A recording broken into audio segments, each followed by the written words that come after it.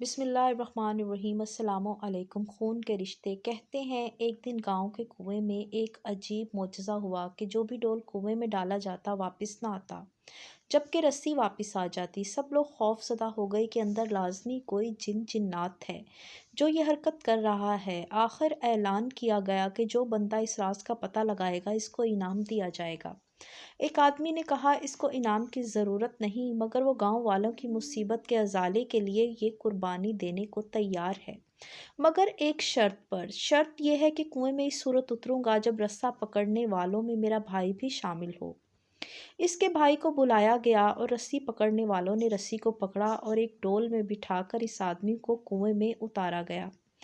اس بندے نے دیکھا کنویں میں ایک شریر بندر بیٹھا ہوا ہے جو ڈول سے رسی کو کھول دیتا ہے۔ اس آدمی نے اپنی جیب کو چیک کیا تو اسے گڑ مل گیا۔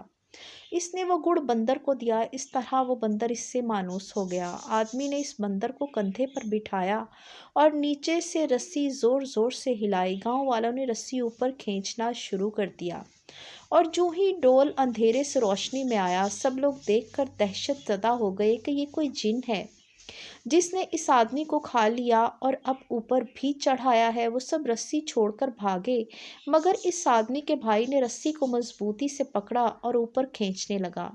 آخر وہ کنارے تک پہنچ گیا۔ کنویں سے باہر نکل کر اس نے بندر کو کندھے سے اتارا اور لوگوں کو اس بندر کی کارستانی بتائی۔ پھر کہا میں نے اسی لیے اپنے بھائی کی شرط رکھی کہ اگر کنویں میں میرے ساتھ کوئی انہونی ہوگی تو سب لوگ بھاگ نکلو گے، مگر میرے بھائی کو خون کی محبت روکے رکھے گی۔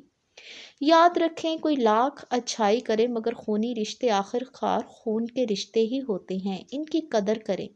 کہانی اچھی لگی تو ہمارے چینل کو لائک کریں، شیئر کریں، سبسکرائب کریں۔ شکریہ۔